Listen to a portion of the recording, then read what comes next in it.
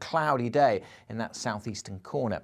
One or two scattered showers over northern England, perhaps into southwest Scotland, but for most of northern England, Wales, southwest England, Northern Ireland, Scotland, it's dry and fine with some sunshine, and certainly many western areas warmer than today, whereas in the east it will be cooler than today, particularly if that cloud persists across the southeast and East Anglia. That should tend to fizzle out, certainly any rain fizzling out here through Saturday evening, any showers elsewhere disappearing too. So for most it's a fine dry night, and that'll lead into a pretty good day on Sunday. Again, some mist and fog early on, and there will be some patches of cloud, but overall a good looking day if you like. Bright weather with sunny spells, clouding over a touch in the far northwest, bit of patchy rain over the Western Isles perhaps, but a brighter day certainly across East Anglia and the southeast. And again, with some sunshine, feeling pretty pleasant with temperatures getting up to 20 degrees.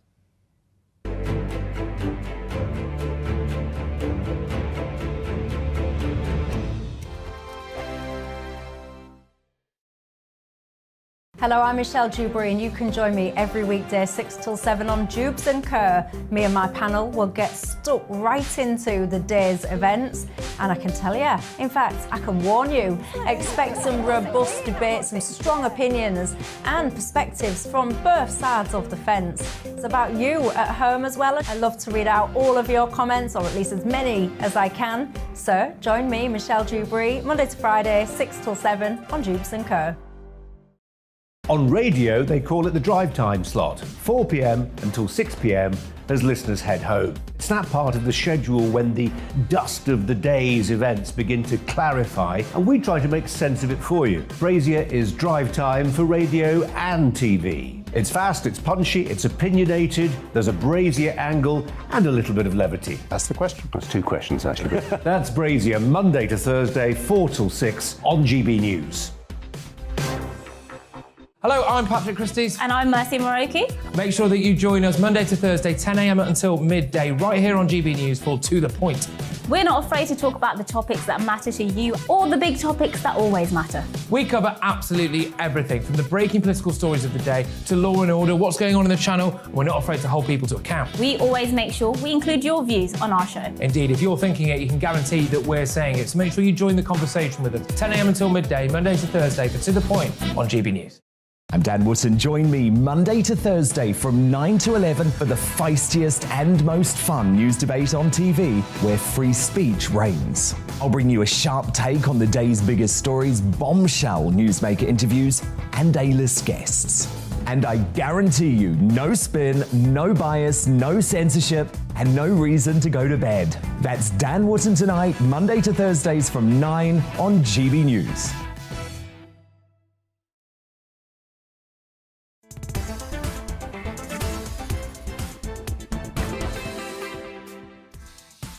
Hello, good afternoon and welcome to GB News on TV, online and on digital radio. I'm Nana Akua. And for the next few hours, me and my panel will be taking on some of the big topics that are hitting the headlines right now.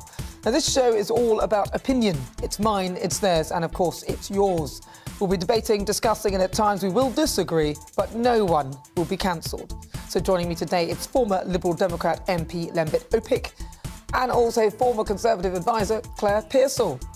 Before we get started, let's get your latest news headlines.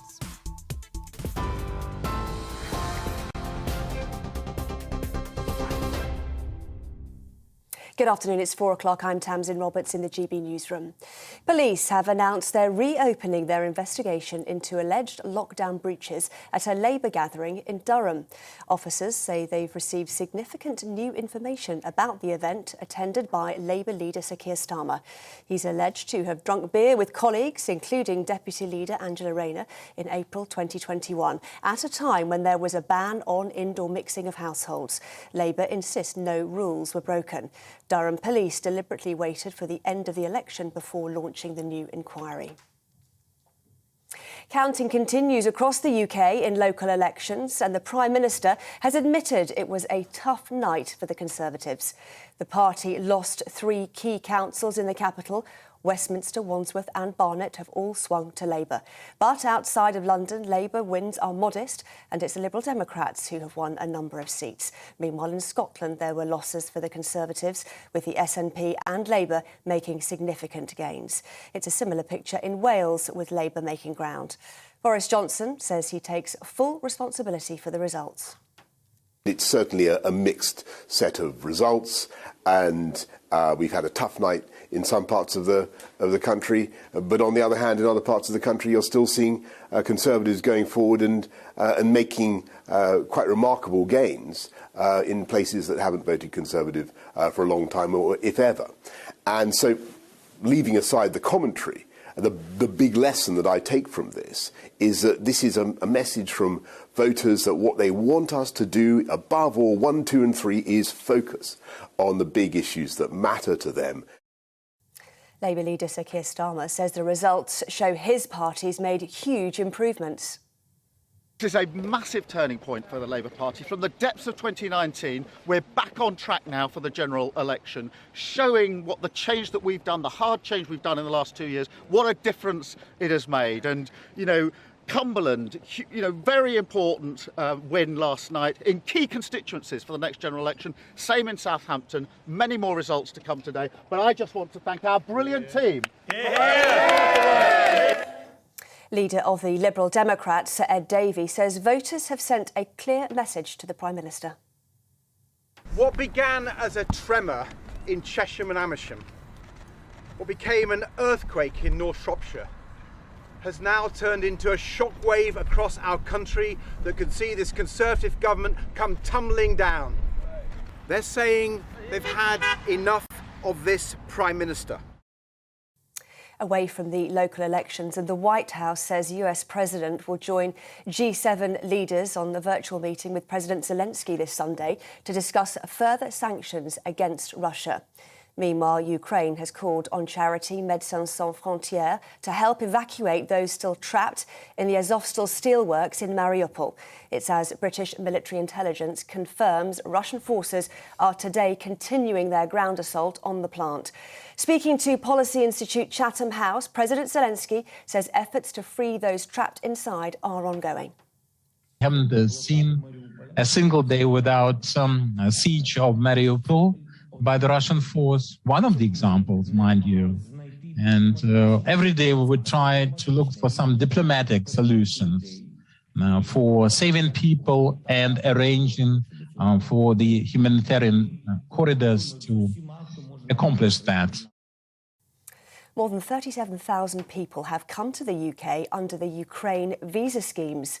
That number has risen by more than 10,000 in just over a week.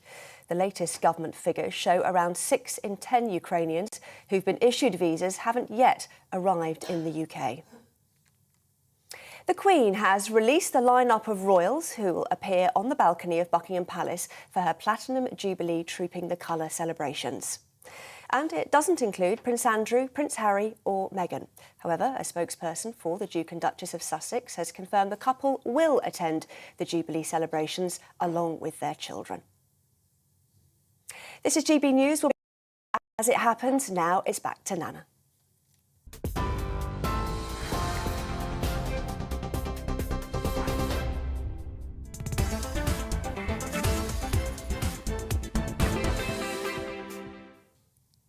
Good afternoon. It's fast approaching 6 minutes after 4 o'clock. You're with me. I'm Nana Akua. This is GB News on TV, online and on digital radio. Now let me cast your mind back to this. Everyone could see what happened. Exactly. It started with reports of boozy parties in Downing Street during lockdown. That when the whole country was locked down, he was hosting boozy parties in Downing Street. Yes. Is he now going to do the decent thing and resign? Yes. The Prime Minister pretended that he had been assured there were no parties. Yes. How that fits with his defence out, I do not know. Can we see that again? Only joking. Finally, the Durham police are going to re-investigate Keir Starmer, whose incessant insistence to discuss Partygate and nothing else has, yes, it's definitely damaged the Conservative Party, but revelations of his own misdemeanours, Beergate, are unravelling, which means that whilst his perpetual Partygate narrative appeared to have worked in yesterday's local elections in the south, near the Westminster bubble, very little has changed for the Labour Party outside it, although results are still coming in. Now, Keir insisted that Boris has lied and broken the law. He repeatedly called for his resignation. But whilst the Conservatives have not had the best of days in the local election, they haven't thus far taken as huge losses as expected. What they have lost are a few heartland areas, mainly Westminster, Barnet and Wandsworth. Here's Charisma Bypass Keir Starmer showing his joy at clinching Barnet, a borough that has a lot of Jewish voters, which would suggest that he's finally purged the perception of the party of being anti-Semitic. My first words as leader of our party when I took over in April 2020 was that we were going to root out anti-Semitism from our party, not tolerate it anymore in our party, change our party. And I said the test of that will be whether the voters trust us again in places like Barnet. And they've done it! Finally, some charisma. However, bragging that you've clinched boroughs at the heart of the Westminster elite and bubble don't really mean much on the grand scheme of things when you've lost the hearts and minds of your traditional voters who are steeped in loyalty. Voters who would traditionally and unquestionably vote Labour for everything, irrespective of who is at the helm. Veteran polling expert Sir John Curtis said, outside of London, as compared with 2018, when the seats were last contested, it looks as though Labour's vote is actually slightly down. So the real beneficiaries here, well, they're of course the Greens and the Liberal Democrats.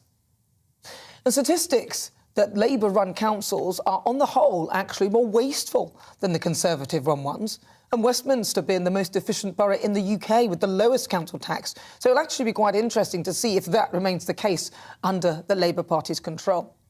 Here's the thing, if we believe that people voted on what's happening in Westminster, then after a solid 6-month dart of Partygate, I believe Keir has failed. If those voting did it on the basis of who their local candidate is, then their vote has nothing to do with Keir Starmer. So has Keir's gamble on focusing on Partygate paid off? Well, the problem he faces now that the Durham police have reopened the investigation into Beergate is that as a barrister, if he's found to have lied, then he risks potentially being disbarred. And frankly, if Rishi Sunak popping his head into a room where a gathering is happening was a breach, then Keir's defence is on shaky ground. So maybe Sir Keir should think twice before raising a beer to Labour's perceived success.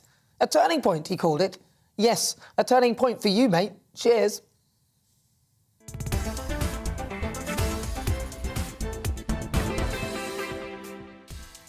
Right, so before we get stuck into the debate, here's what else is coming up today. As the votes continue to be counted up and down the UK in the local elections, we'll get reaction from all over the country. And the Prime Minister Boris Johnson has defended Conservative losses at the ballot box, even not the battle box, but I suppose it could be, despite losing flagship London councils to the Labour Party. He's now facing pressures from some Tory leaders, but it's not all good news for Labour either. So for the Great British Debate this hour, I'm asking, does the local election result prove that Labour has lost touch with their heartlands? Labour leader Sir Keir Starmer says that the election results are a big turning point for his party. They snatched 3 key London councils from Conservatives, but outside of the capital, their wins have been far less convincing, especially in traditional red wall seats. So I'm asking, does the local election result prove Labour have lost touch with their heartlands? Plus, of course, this hour, is the UK's obesity crisis down to food or a lack of exercise?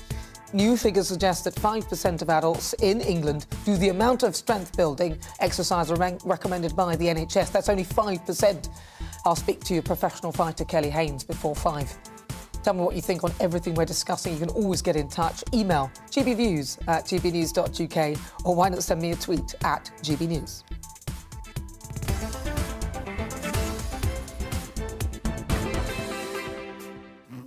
Right, so before I speak to my panel, let's get the latest as the count continues across the UK in the local elections. The Prime Minister Boris Johnson says that the Conservatives had a tough night, with some local Tory leaders suffering at the ballot box, putting a lot of pressure on their leader, and they blaming Partygate for all of that. Now, Labour has actually taken 3 symbolic London councils from them, but they haven't performed as well as they'd hoped across the UK.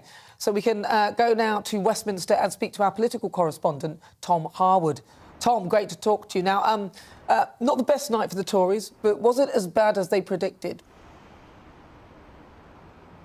I think that sums it up just about. Probably at the worst end of the spectrum for the Conservative Party within London. But then when we go beyond London, the Conservative Party performing perhaps slightly better than expectations in the Midlands and in the North. So ultimately a very mixed picture. Of course, the governing party, the Conservative Party, going back on net, the Labour Party making gains on net, indeed the Liberal Democrats making gains on net as well, but ultimately no slam dunk for any party in this set of elections. It is, of course, in the middle of a parliamentary term. We'd expect the governing party to go backwards at a time like this. What's really interesting is looking at the projected national share of the vote. Now, that's when we can look at the actual results, look at how people in reality voted in their constituencies and project that out in terms of a real national opinion poll, something a little bit more solid than the normal opinion polls that we look at every week in politics. And what do we see?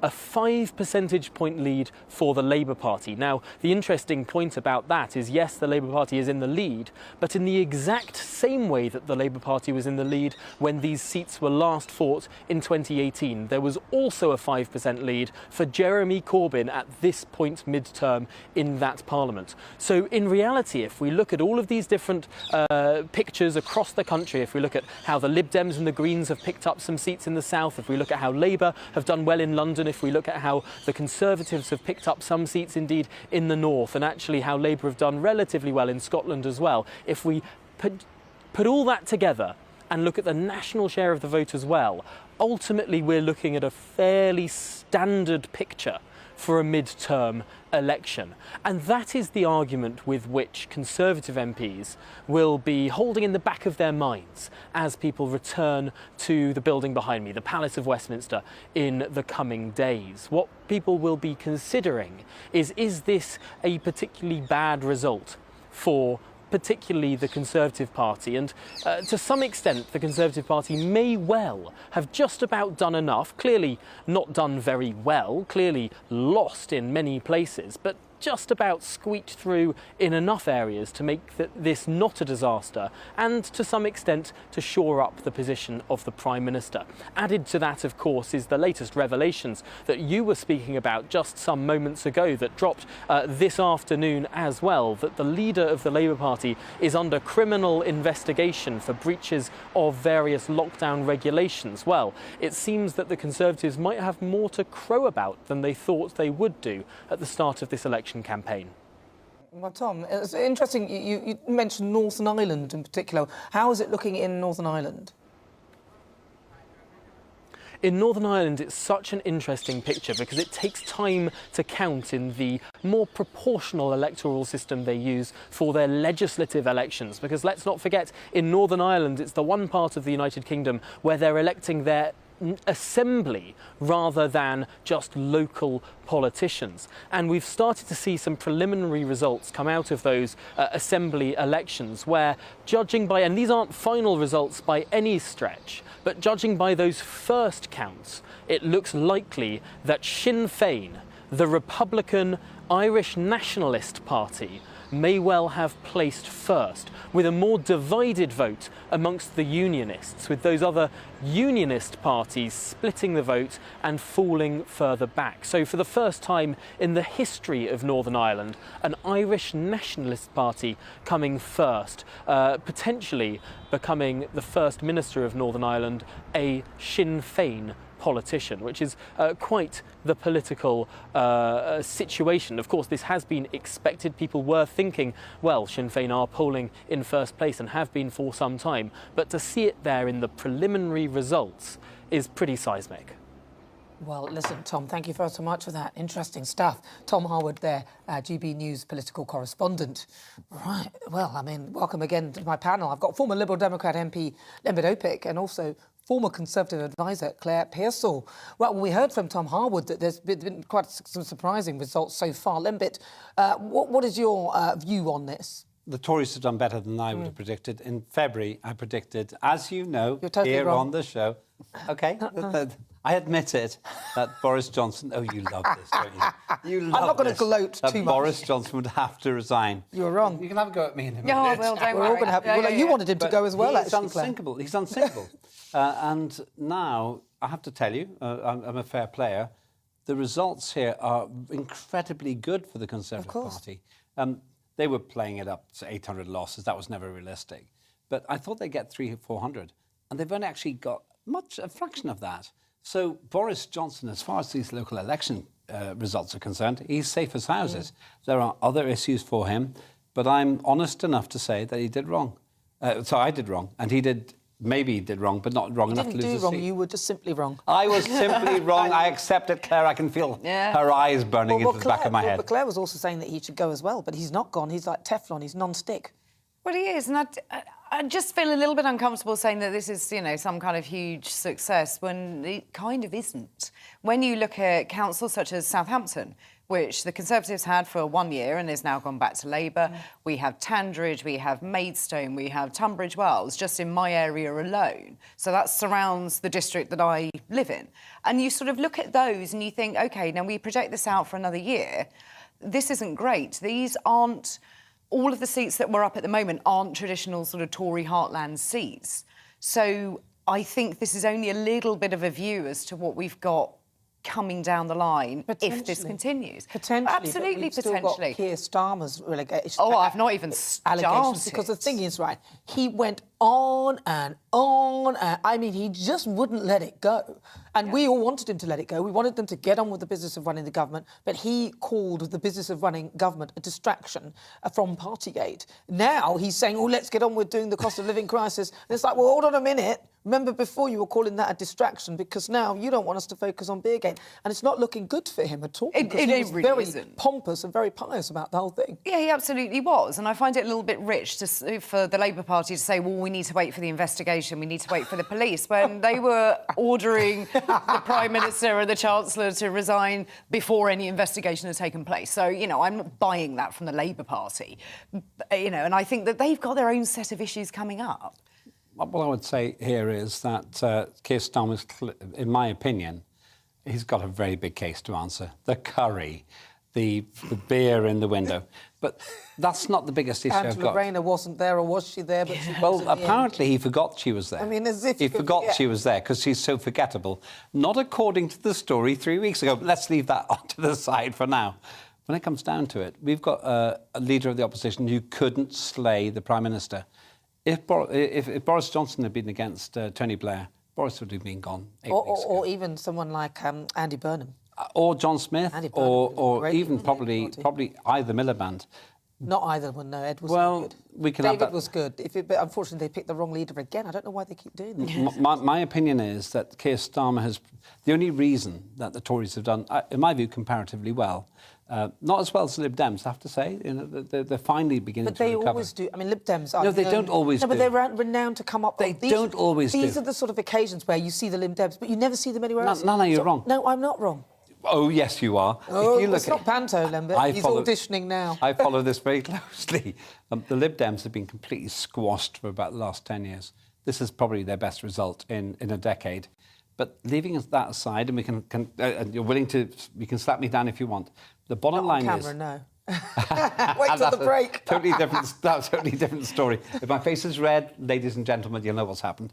But when it comes down to it, Keir Starmer completely failed on this occasion. The loser here is Keir Starmer. There's no way he can win the next general election if this is the best he can do. No, well, that's interesting stuff. Well, what do you think? You can get in touch with us. You're with me. I'm Nana Akua. This is GB News on TV, online and on digital radio. We are the People's Channel and your voice and opinion is extremely important to us, so get in touch.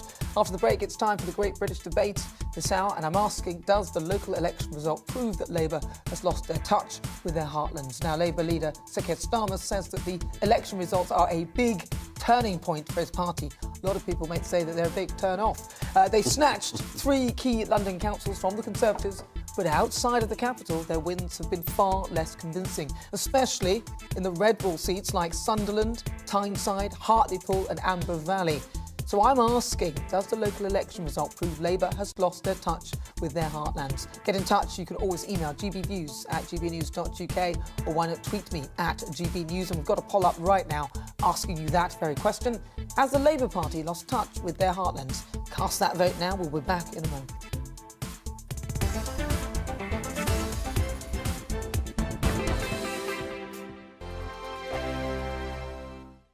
Hello, I'm Michelle Dewberry, and you can join me every weekday 6 till 7 on Jubes and Kerr. Me and my panel will get stuck right into the day's events, and I can tell you, in fact, I can warn you, expect some robust debates, some strong opinions and perspectives from both sides of the fence. It's about you at home as well. I love to read out all of your comments, or at least as many as I can. So join me, Michelle Dewberry, Monday to Friday, 6 till 7 on Jubes and Kerr.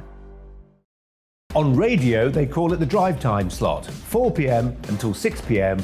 as listeners head home. It's that part of the schedule when the dust of the day's events begin to clarify, and we try to make sense of it for you. Brazier is drive time for radio and TV. It's fast, it's punchy, it's opinionated, there's a Brazier angle and a little bit of levity. That's the question. That's two questions, actually. That's Brazier, Monday to Thursday, 4 till 6 on GB News. Hello, I'm Patrick Christie's. And I'm Mercy Moroki. Make sure that you join us Monday to Thursday, 10 a.m. until midday, right here on GB News for To The Point.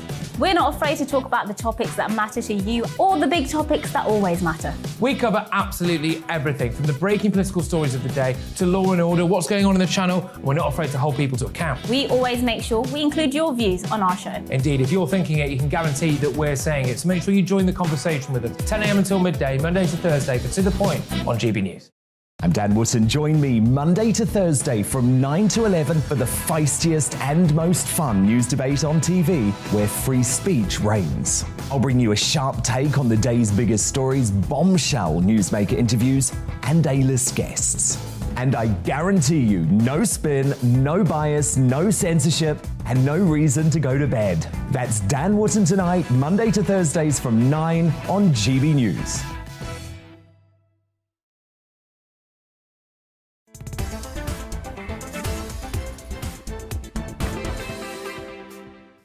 So if you've just joined me, good afternoon. This is GB News on TV, online and on digital radio. I'm Nana Akua. Now, I've got my panel with me. That is former Liberal Democrat MP Lembit Opik and also former Conservative advisor Claire Pearsall. Now, before we move on to our Great British debate this hour, let's take a look at some of the results of the local elections. Now, Labour have gained 5 councils so far to make a total of 50. The Conservatives have lost 10 to a total of 29. And the Liberal Democrats have gained 1 to make 10, so that's not bad for them. And looking now to councillors, Labour so far have 1,513. The Conservatives are on 760, and the Liberal Democrats have 472.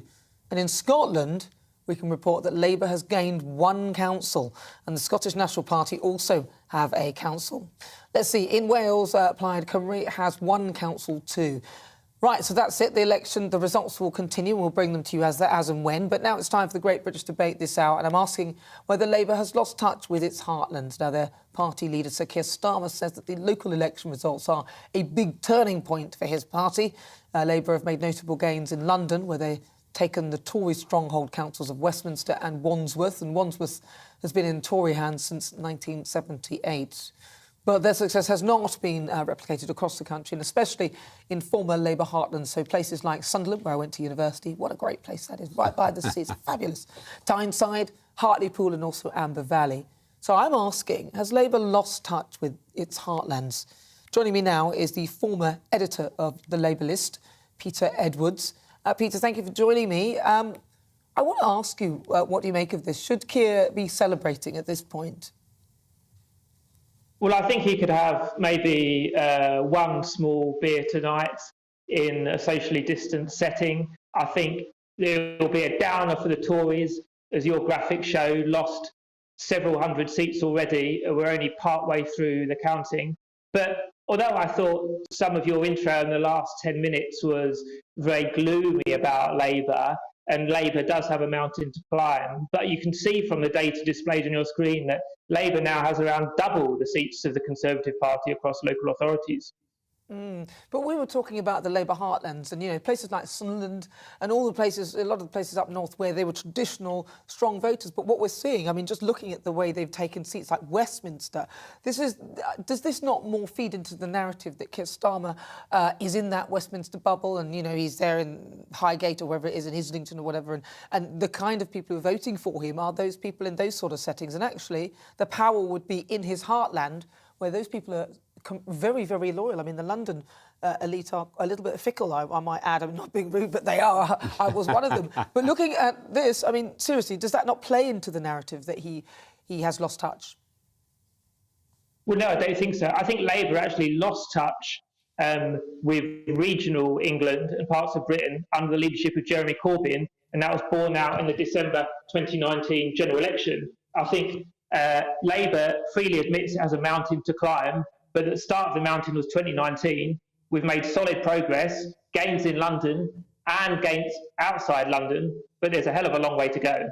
Yeah, there is a long way to go. Well, listen, Peter, it's really good to talk to you. Thank you very much for joining me. That's Peter Edwards. He's the former editor of Labour List. Right, I'm also joined by Gavin Barwell. He's the former Conservative MP and the former Chief of Staff to Theresa May. Gavin, thank you so much. Good to talk to you. Now, do you think that the Conservatives will actually be disappointed with these losses?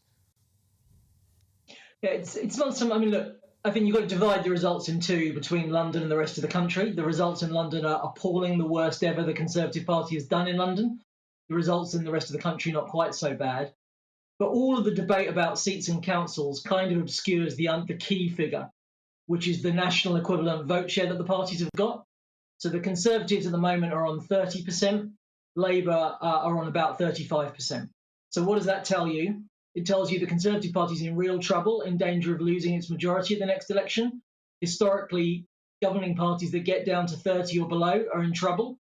But it tells you Labour is nowhere near where it needs to be to win outright. It would need to be above 40% to be on course to win outright. And overall, across the country, Keir Starmer hasn't done a lot better than Jeremy Corbyn did 4 years ago. So I think the picture is very clear. The Conservatives are in real trouble, but Labour are not in a position to win outright, and we're probably heading for a hung parliament at the next election. Do you think, though, because these local elections, roughly about this time, midway in between the full sort of general election period, this shouldn't be a surprising result? I mean, this is almost like the last time. Why would anybody be that surprised at the result now? Yes, we've had Partygate, but there's Beergate on the way. So, of course, governing parties tend to fall back a bit in mid-term. The question is how far they fall. And if you're going down to 30% of the national equivalent vote, that tells you you're in quite a lot of trouble. The only thing that the Conservatives can cling on to here, as I said, is that Labour isn't doing as well as it needs to do to win outright. But, you know, I think if you take these results in London as example, Wandsworth and Westminster, they stayed Conservative during the poll tax years. They stayed Conservative during the worst bits of the major government under Tony Blair, during Brexit, during austerity, and now they've gone. So that tells you that there is a real problem with these results for the Conservative Party, but there's also a problem for Labour. Well, it'll be interesting to see because obviously Westminster is one of the most efficient councils in this country, and it's got the lowest council tax. I'm wondering under a Labour council whether that will change, because I think people will be looking at that and wondering whether actually some of those Labour-held councils will start spending a lot of money and start to put off a lot of those people in the areas that have kind of changed to them. What's your view on that sort of dynamic? So I think if Labour councillors in Wandsworth and Westminster have got any sense, they'll have learned over the last 30, 40 years that the voters liked the efficient councils that they had. And if they just whack the tax up very rapidly, I suspect they won't be in power for very long. So I suspect you'll see that they will try and maintain those low tax reputations that those two councils have, because otherwise they're going to pay the price in 4 years. See if they can resist. Thank you very much for talking to me. That, of course, is Gavin Barwell. He's the former Chief of Staff to the Prime Minister, Theresa May. Thank you very much. So on the show today, we've been discussing the local election results, and particularly whether Labour should be celebrating their gains despite not doing so well in their traditional red wall seats. Let's see what you've been saying. Sam's been in touch and says that Labour have been out of touch for years and they have no idea. That's why the Conservatives will be in power in years to come.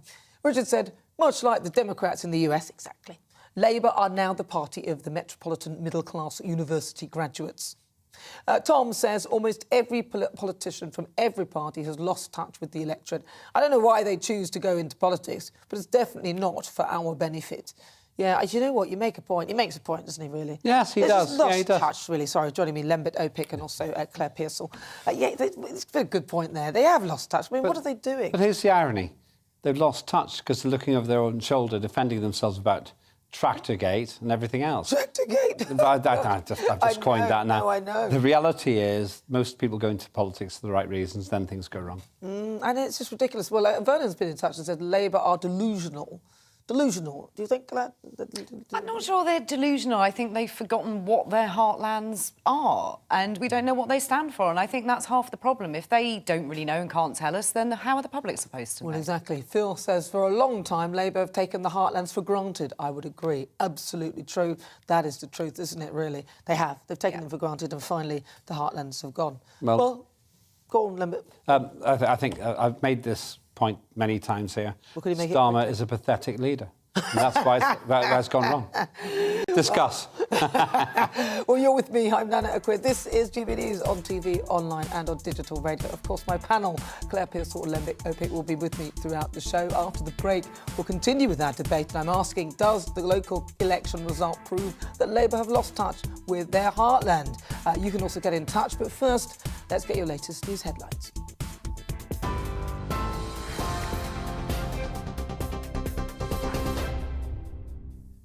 It's 4:33. I'm Tamsin Roberts in the GB newsroom. Durham police say they've received significant new information and are now investigating allegations the Labour leader broke lockdown rules. Sir Keir Starmer is alleged to have drunk beer with colleagues, including Deputy Leader Angela Rayner, during campaigning for the Hartlepool by-election in April 2021. It was at a time when social distancing was enforced at outdoor venues and indoor mixing banned. Labour insist no rules were broken. As counting continues across the UK in the local elections, the Conservatives have lost scores of seats to Labour and the Liberal Democrats. The Prime Minister has admitted it was a tough night for his party in some parts of England. In Scotland, the SNP and Labour have made significant ground, while in Wales, Labour has regained control of one of its stronghold councils. Results are also coming in for the Northern Ireland Assembly, but the picture won't become clear until later tonight. Officials in Mariupol say one person has been killed after Russian troops fired on a car heading to evacuate civilians from the Azovstal steelworks. Ukraine has called on charity Médecins Sans Frontières to assist in the evacuation of those still trapped in the plant. It says British military intelligence confirms Russian forces are today continuing their ground assault in the area. More than 37,000 people have come to the UK under the Ukraine visa scheme. That number has risen by more than 10,000 in just over a week. The latest government figures show around 6 in 10 Ukrainians who've been issued visas haven't yet arrived in the UK. 16,000 jobs are at risk after corner shop chain McColl's confirmed it's collapsed into administration. It's after a last-minute rescue deal from supermarket chain Morrison's failed. The Queen has released a lineup of royals who will appear on the balcony of Buckingham Palace for her Platinum Jubilee Trooping the Colour celebrations. It doesn't include Prince Andrew, Prince Harry or Meghan, but a spokesperson for the Duke and Duchess of Sussex has confirmed the couple will attend the Jubilee celebrations along with their children. TV, online and DAB+ radio, this is GB News. In just a moment, it's back to Nana Akua.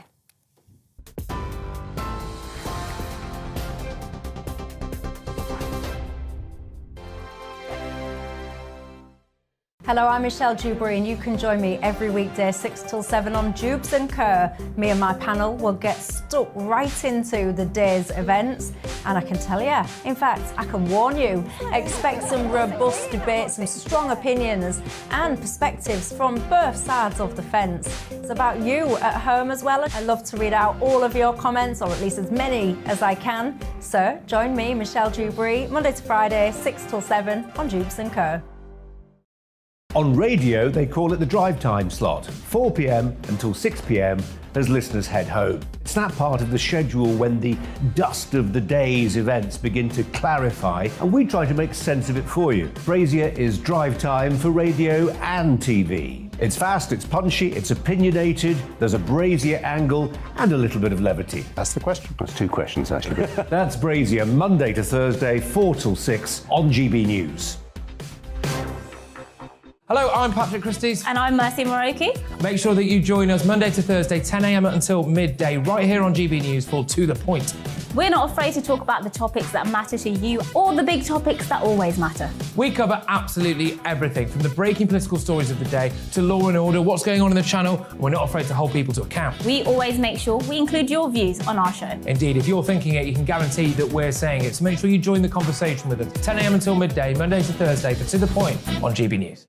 I'm Dan Wootton. Join me Monday to Thursday from 9 to 11 for the feistiest and most fun news debate on TV, where free speech reigns. I'll bring you a sharp take on the day's biggest stories, bombshell newsmaker interviews, and A-list guests. And I guarantee you, no spin, no bias, no censorship, and no reason to go to bed. That's Dan Wootton tonight, Monday to Thursdays from 9 on GB News.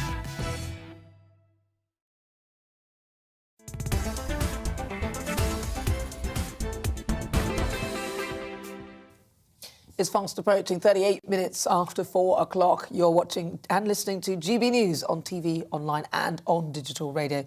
I'm Nana Akua. Right, so let's do it. Our Great British Debate this hour. And I'm asking, does the local election result prove that Labour has lost touch with their heartlands? Now, the Labour leader, Sir Keir Starmer, has been in celebratory mood. I mean, look at him, there's charisma there and everything. After his party has taken 3 symbolic London councils from the Conservatives. That's Westminster being one. There's Barnet, and there's one more. I can't remember. It was Wandsworth. Wandsworth. Now, traditionally they were controlled by the Tories. Wandsworth, in particular, since 1964, and then since 1978. And Labour have won Barnet for the first time. Now, they've also won their first ever Scottish council this afternoon. Well, about time, though, really, to be fair, because, I mean, at one point they were literally, this is why the SNP and people like that didn't take so much power, but obviously, thank goodness. I'm glad they have, actually. But they have not fared so well elsewhere in the UK, especially in traditional red wall heartlands. The party failed to live up to the high expectations in places like Bolton, gaining just 2 seats to leave them with 19 councillors. That's compared to 23 for the Tories. Now, this left no party in overall control. They also lost Hull City Council to the Liberal Democrats, a council that they've controlled for the past 10 years. So I'm asking, does the local election result prove that Labour has lost touch with their heartlands? Now, before I speak to my panel, let's have a quick view of what you've been saying. Rob says Labour are out of touch, but so are the Tories. Do you know what? They all are, aren't they? Mary says, when considering the local election results, we should take into account the people who've moved out of London during the pandemic. I'm thinking particularly of Westminster and Wandsworth. Middle-class families moved from there who would have voted Conservative. There was quite a bit of a sort of an exodus, wasn't there, from London? Carl says, let's be honest, do any politicians care about the average working class person? Not by the looks of it, considering the cost of living crisis, I'll be honest. Well, let's see what my panel make of that. Joining me is former Liberal Democrat MP Lembit Opik and also former Conservative advisor Claire Pearsall. Right, Claire, I'm going to start with you because somebody mentioned an exodus of people from London and some of those sort of seats. And I do think that probably has something to do with it. And I think we all get a little bit lazy in just assuming that London is the metropolitan elite. I think the demographic has changed. I think a lot of places have changed. You are seeing a lot more graduates coming into London, a lot of renters coming into London. It is different. And in places like Wandsworth, I suspect that people have moved out because they've understood that they can work from home. They can sell their house in Wandsworth for a large amount of money and go live somewhere by the seaside, for example. But I also think that just assuming that working class people only live in the Northern Heartlands is also a really lazy stereotype. And I think Labour are now finding that out to their detriment. It isn't like that. There's a lot more sort of upward mobility in those areas, again, because people have moved. So it has all changed. And I think politicians as a whole are generally really bad at just taking for granted what they have and what they've known for 10, 15 years without looking at it from new eyes. And you're going to disagree with me, and I know you are. But I think you do need to understand that times are changing, times have changed, and we need to move with them. I agree with you to a point there, Claire. I'd love to agree with you because it's good for me. I could tell you that the demographics changed. The demographic in my constituency in 2010, when I lost, had changed, I could have won, but I didn't get it right. Now, to some extent, I agree with you. I think that the Tories lost those councils because they messed things up. But in the big round, and I don't come here to be party political anymore, it's a very small loss. To lose those exciting councils is big headlines. It's not really a small loss, though, is it? I don't think you can take any loss as small. And I think that's what really angers me about local elections, when people say, don't worry about it because it's not very big. Well, it is, OK? These are people who the councillors look after their residents and they take a great deal of care and they're very, very good. And we've lost an enormous number of them. So I don't think that we need to take it lightly. OK, I agree with you. I think Wandsworth's probably going to be worse run. I agree with you that. But if we're talking about the national situation, Boris has just got off really lightly. I lost my seat in a situation where I didn't expect to. Boris Johnson has done far less badly than I've done. What does that tell you? What it tells me is I'm absolutely pathetic, but not as pathetic as Keir Starmer. Well, listen, because Keir Starmer should have actually blown him out of the water. Well, that's true. But listen, Claire, I'm going to come to you because you mentioned something, and I'm going to this is something that somebody has sent me. Sue sent me a message here, Sue Bosson. Thank you very much for your message, by the way, Sue. She said, "Hi, Nana. I haven't seen the figures for the turnout of the local elections. I'm a lifelong Conservative voter, but for the first time, I didn't vote for anyone," she says. The same for a lot of my friends. However, come the next general election, I will vote Conservative. Well, that is really good news. And I think that Sue is not alone in that happening. I was on a polling station yesterday and... You were active?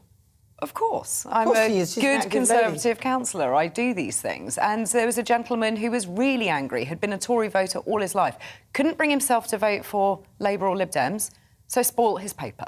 That's the vote in itself, though. Absolutely is. He wanted to be part of the democratic process, but he couldn't vote until the party has changed its leader. I'd like to see how many spoilt ballots they are. Did they ever tell us that? No, that's not... you can see the number of spoilt ballots. You can, but that's not important because you don't go down to the polling station to make an expression. Most people do. Because they very small proportion. If I couldn't vote someone, just very few people do. Well, OK. The big How do you know that? What are you basing that on? Because I've been involved in politics for 35 years. That's why I'm asking. Most people don't You can spoil their find out the ballots. number of spoilt ballots. Most people don't. Not most people, but I'm wondering on this election whether more people than usual did. OK. We can find that information. Let's look at the facts, right? It's available. Somebody who you have on the show sometimes, Keith Prince, Conservative Deputy Chair of the Greater London Assembly, he got this stonking majority in his seat. Why? Because they knew him, because they voted for him, which implies to me that if you know your candidate, being a Tory or not being a Tory doesn't make a difference. But where all things are equal, when it's just the Conservatives, this is the interesting thing for me, they've only gone down a bit. This is what surprises me. Boris Johnson is clearly technically in breach, in my view, of the ministerial code. It doesn't really matter. You've made this point many times. You don't really care about it, nor does the public. Why? Because we haven't got an effective opposition at the moment. I'm not going to go on about Starmer again. It's not about beer. It's quite good fun. All right, then. All right. Do you really want me to do it? No, when it comes down to it, we haven't got a persuasive opposition at the moment. And that's why I think the Tories have got away with it. They have, but again, in my monologue, I said it depends what people voted for. Whether they voted for their candidate or whether they voted specifically because they have an allegiance to a party. And that's what, if we knew that, then you could work out what the influence But we do know that where a local candidate is known, then they either get voted for or against. Yeah. Where a candidate isn't known, then it's the national swing. Well, that's what I'm saying, and we don't know how many instances that is and whether actually this Partygate and Beergate and everything have anything to do with it. You could kind of work it out. But there'll be an element of it, but what element of that could be quite small. Listen, let's go. This show's nothing without you and your views. So let's welcome on our great British voice. This is your opportunity to be on the show. Tell us what you think about the topics that we're discussing. Let's go, Dan, Brian, let's go to Hull, where Labour lost control of the council to the Liberal Democrats. Wow. Well, OK, Dan, so what is your view? Because Labour have lost control. Do you think that they are have lost touch completely? Well, it was interesting listening to Lambert and Claire debate whether or not we should be looking at spoiled ballots, because that is a vote in itself. I agree with Claire. And if you totted up the spoiled ballots, you would get to know just how angry the nation is. And right now, our local election, because we've switched from Labour to Lib Dem, I live in a very angry city right now, because not only are they angry with both the Tories and Labour completely abandoning their original voters and their original manifesto pledges.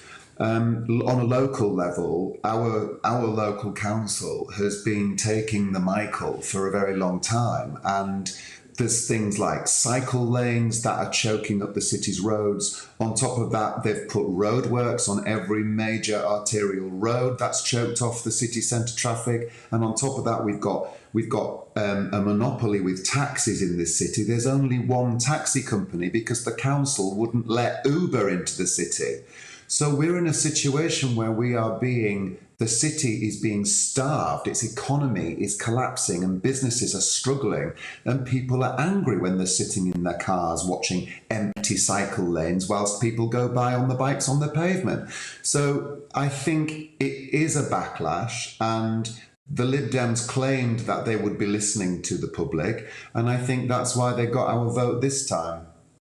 Interesting you say that, because you obviously clearly voted locally and specifically for certain things, and actually Labour, true to form, have sort of slightly, they often do that, spend more money on things that, well, from what I've seen, and if you look at the overall figures, it turns out that a lot of Labour-controlled councils spend a whole heap of cash. But yeah, it'll be interesting to see how the Liberal Democrats fare. Can I just ask briefly, would you have ever considered, what stopped you from considering the Conservatives, your Conservative councillor? Did Partygate have any effect on your view? Personally, I think they all should be locked up. But in Hull, there is absolutely no point in voting Conservative because we only get, stop laughing, because there's only, the votes for Conservative in this city are so small, there's no point, because it's only ever between the Lib Dems and Labour. Right, so there was no chance for Conservative anyway. Dan, really good to talk to you. Thank you so much. That's Dan Bryan in Hull. Well, you see, that's what Dan said. They should all be locked up, but they would never have been Conservative anyway. So what he's saying is actually the thing was always between Labour and Liberal Democrats, and the only reason they've gone for the Liberal Democrats, Lembit, is because that Labour was so woefully bad. Yeah, basically, warning to Dan, look at the Lib Dems' environmental policy. I obviously, I'm a libertarian. I want the Lib Dems to be good. They want to shut the streets. They like low traffic neighbourhoods. Oh dear. Dan, if you want to have your streets open, just be very careful. Hold them to account. But I think that indicates two things. One is that nobody really wins votes from being green and shutting things down, apart from the Greens. They've done very well this time. The second thing is there's a rude awakening if you think that any party is currently supporting private transport, parking your car in front of your house. Interesting stuff, Claire. It is interesting, and I do admit that it was your point about sport ballots, and it is still a vote, and I think that people need to take part in the democratic process, and I really do. And but they're not going to do it. But of course they are. Of course they are. Abstain. They don't bother turning up. No, but they don't. Dan has pointed out. The whole point is what that chap Dan's just said, is that sport ballots are still people being part of the process. It's always a tiny percentage, it's like 1 or 2%. It doesn't matter. It might be, but it might not be this time. He's saying that a lot of people may have done it this year. So I'd be interested to see whether that's... I'm sure it hasn't changed much. But you don't know. That's why I'm saying I'd be interested. Yeah. OK, I make this prediction. I predict another one. There wasn't...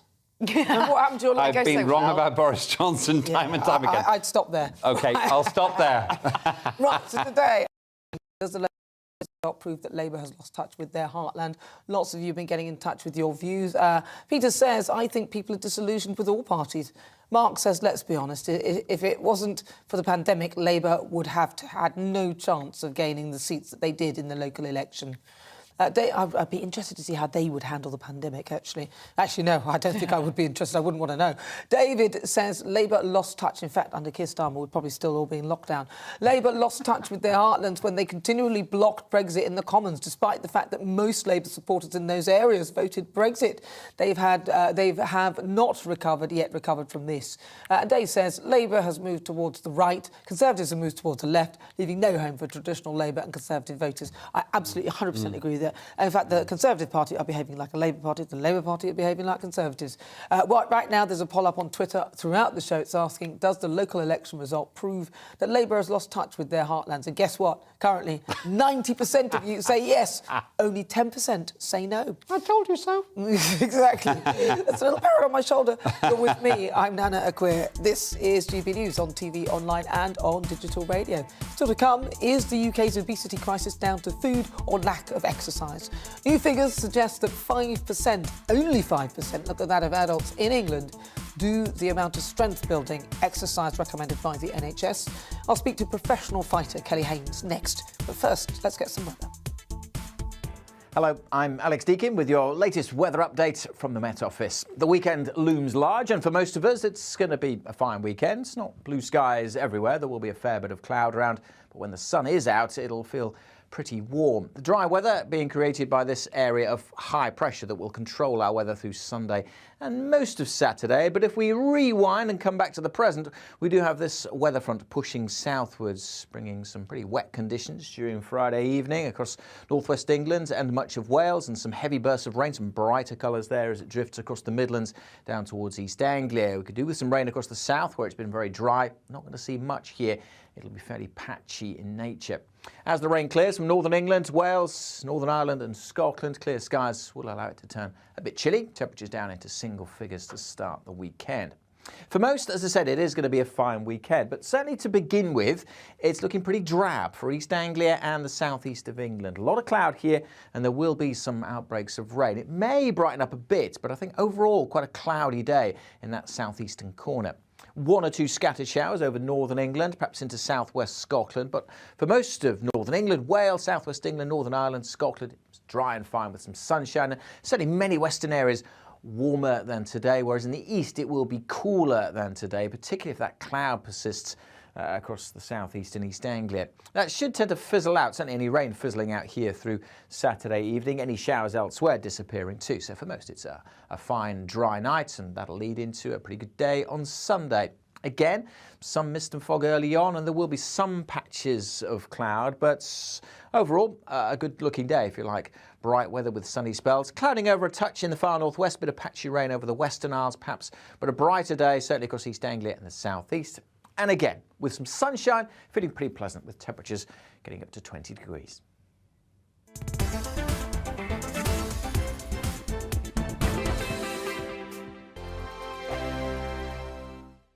Hello, I'm Michelle Dewberry, and you can join me every weekday 6 till 7 on Jubes and Kerr. Me and my panel will get stuck right into the day's events, and I can tell you, in fact, I can warn you, expect some robust debates and strong opinions and perspectives from both sides of the fence. It's about you at home as well. I love to read out all of your comments, or at least as many as I can. So join me, Michelle Dewberry, Monday to Friday, 6 till 7 on Jubes and Kerr.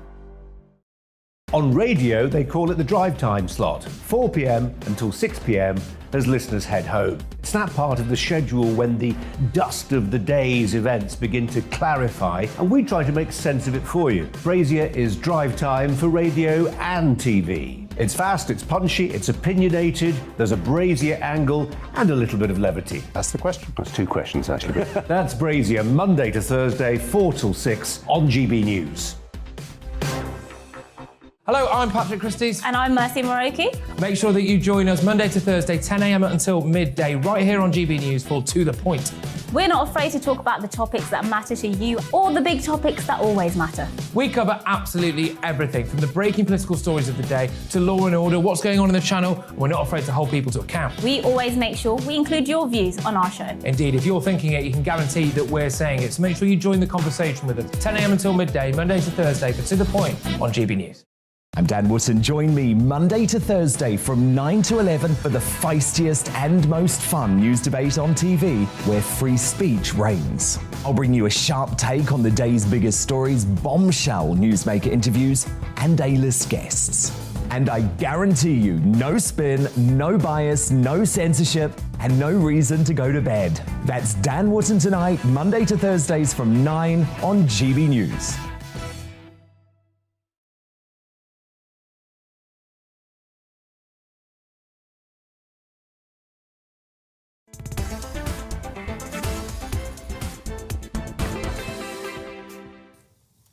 So good afternoon, this is GB News on TV, online and on digital radio. It's coming up to 57 minutes after 4 o'clock. I'm Nana Akua, so welcome on board if you've just tuned in. Of course, I'm still with my panel, former Liberal Democrat MP Lembit Opik, and also former Conservative advisor Claire Pearsall.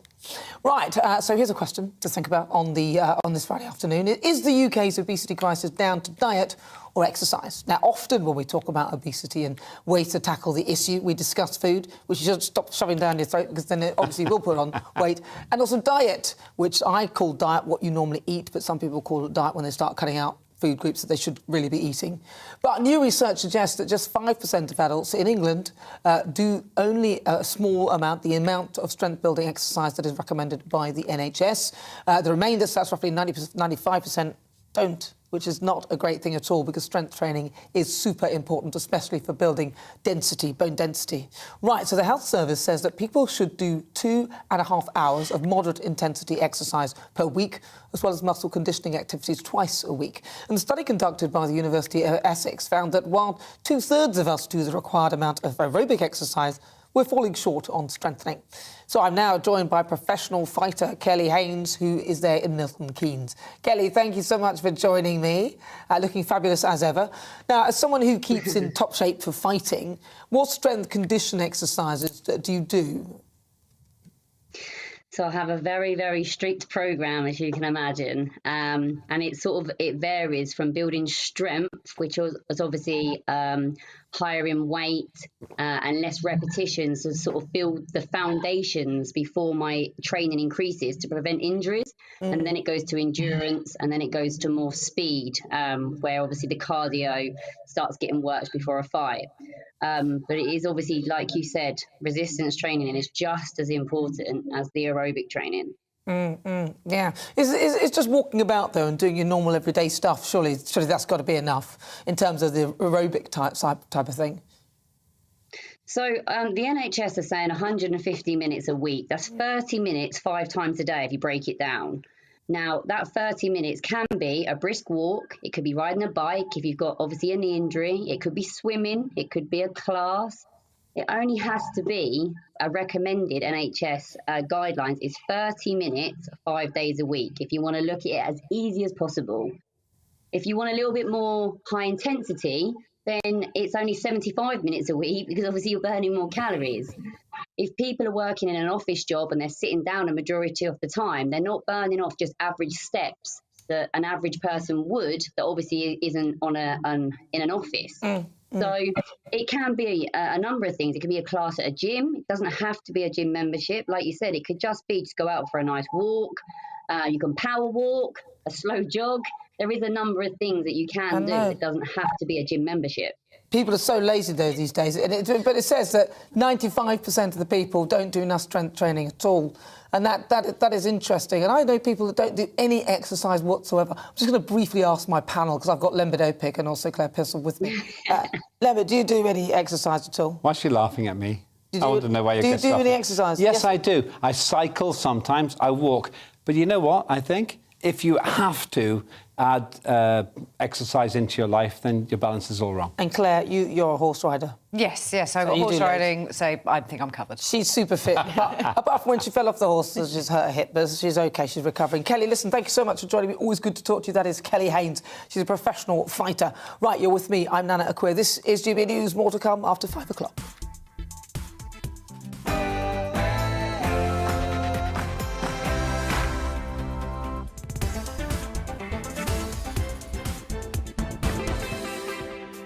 You're with me, I'm Nana Akua. This is GB News on TV, online and on digital radio. Now, for the next hour, me and my panel will take on those top stories that are hitting the headlines right now. But first, let's get your latest news headlines.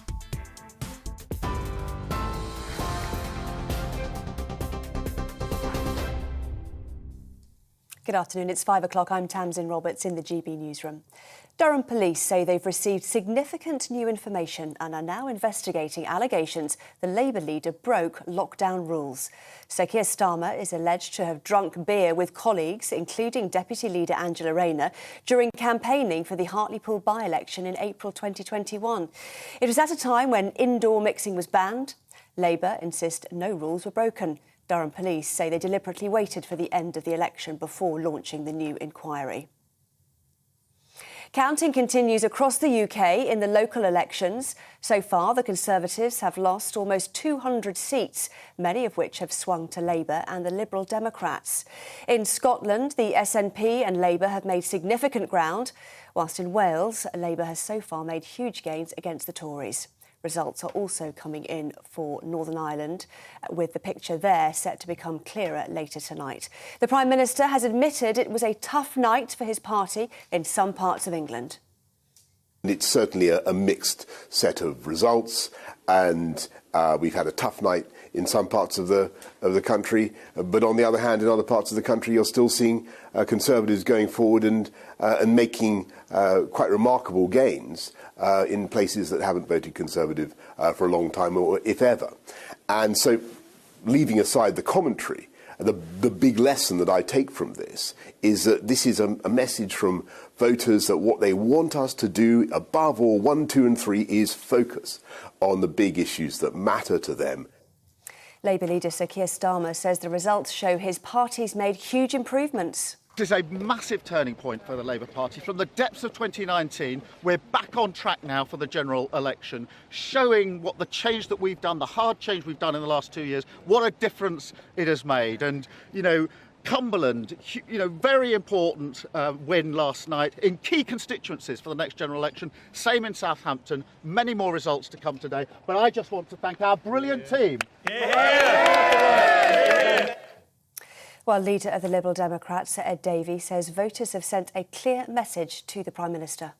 What began as a tremor in Chesham and Amersham, what became an earthquake in North Shropshire, has now turned into a shockwave across our country that could see this Conservative government come tumbling down. They're saying they've had enough of this Prime Minister. Away from the local elections now, and the White House says President Biden will join G7 leaders on a virtual meeting with President Zelensky this Sunday to discuss further sanctions against Russia.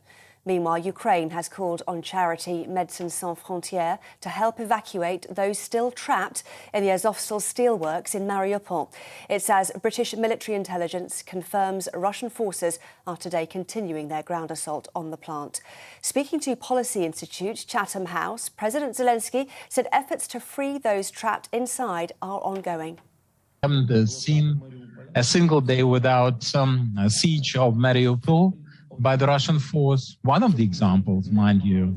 And every day we would try to look for some diplomatic solutions for saving people and arranging for the humanitarian corridors to accomplish that. The Queen has released the lineup of royals who will appear on the balcony of Buckingham Palace for her Platinum Jubilee Trooping the Colour celebrations. It doesn't include Prince Andrew, Prince Harry or Meghan. Our royal correspondent Cameron Walker has been at the palace to get the latest. After much rumours and speculation, we now know that Her Majesty does intend to appear on the balcony at Buckingham Palace behind me for Trooping the Colour. But we also know Prince Harry and Meghan and Prince Andrew will not be appearing. It is limited to only senior working members of the royal family, so Prince Charles, the Duchess of Cornwall, the Duke and Duchess of Cambridge will be among them. There are some notable exceptions, however. Vice Admiral Sir Tim Lawrence, who's Princess Anne's husband, not a senior working member, will be appearing on that balcony behind me. Of course, Prince Andrew has settled in an out-of-court settlement in a civil sexual assault case, which he denies. Harry and Meghan, it's seen as a snub, perhaps, that they are not going to be appearing on the balcony, but a source has said that they remain much-loved members of the firm.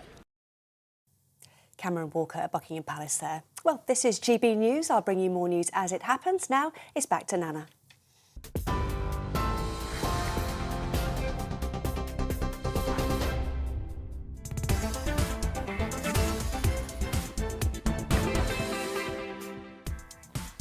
So it's just coming up to 6 minutes after 5 o'clock. This is GB News on TV, online and on digital radio.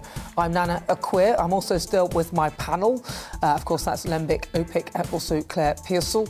We'll be taking on some of those top stories that are hitting the headlines right now.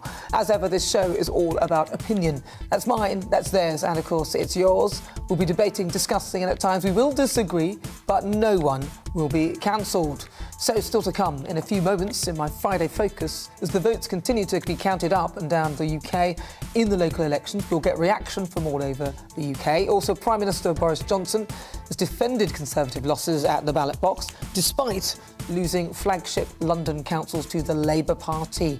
But outside of London, Labour haven't actually performed that well at all, especially in traditional red wall areas. On top of that, Durham police are now investigating whether Labour leader Sir Keir Starmer broke those rules on a visit whilst he drank beer in his MP's office. We'll get some reaction to that. The Great British Debate is on the way. I'm asking, are child protection services failing our children? Star Hobson's great-grandfather has called for an overhaul of England's child protection system after it revealed that just 3% of child cruelty reports lead to a criminal charge. Now, Star was just 16 months old when she was killed in 2020 by her mother's partner, despite 5 referrals to social services. So I'm asking, are child protection services failing our children? Tell me your thoughts on everything we're discussing. You can email gbviews@gbnews.uk or tweet me at gbnews.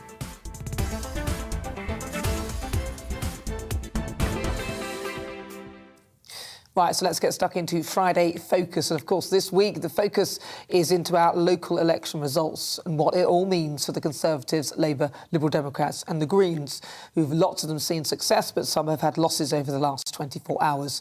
Now, the Prime Minister, Boris Johnson, says that the Conservatives have had a tough night, with some local Tory leaders suffering at the ballot box, putting a lot of pressure on their leader and blaming Partygate for their woes.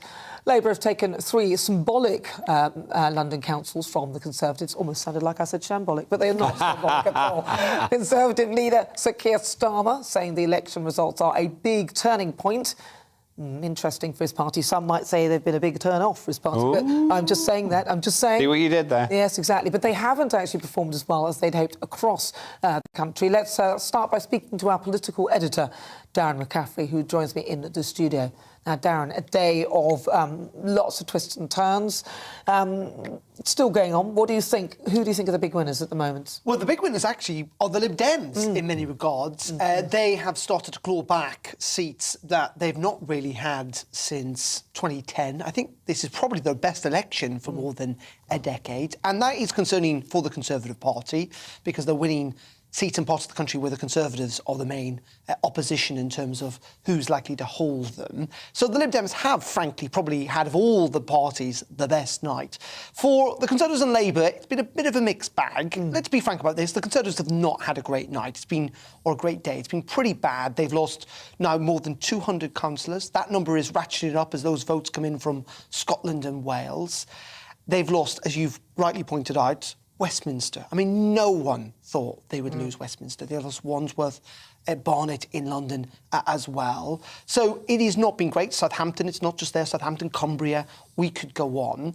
But frankly, is the Prime Minister in a stronger position than he was a couple of days ago? He is. And I say that because there was a thought process where the Prime Minister potentially could be facing a vote of no confidence. That people thought this would be a disastrous night or a disastrous day for the Conservative Party. It has not been that.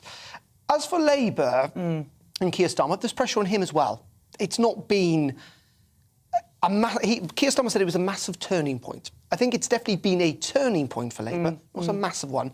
Turning point in the sense that, yes, they've demonstrated they can win, that they have managed to win back some of red wall voters. They've done reasonably well in some parts of the country. They seem like they're doing very well in Scotland. They'll probably be the second party after the SNP in Scotland. But let's be clear about this. If this was to be replicated nationally, Labour are way short of an actual majority in Parliament. And frankly, when you're 2 years out, when the government's been through a torrid time with scandals and an inflation crisis and the cost of living we're seeing, in many ways, if Labour were going to win, they would be doing a hell of a lot better than they are right now. It doesn't look particularly good at all, actually, for them, in my view, just looking at it, because I would have thought Keir Starmer would have done better than that. Do you think that going forward, now we've got this whole Beergate investigation, do you think that this could really start to send the signals that Labour will be changing their leader? I I don't know. I don't think we're going to get to that stage. It's really tricky for Keir Starmer. Don't get me wrong. This is really bad in the sense that he has spent months and months laying into the Prime Minister, essentially saying that if he's given a fine, needs to resign. It's possible not. It is entirely possible that Keir Starmer will be given a fixed penalty notice.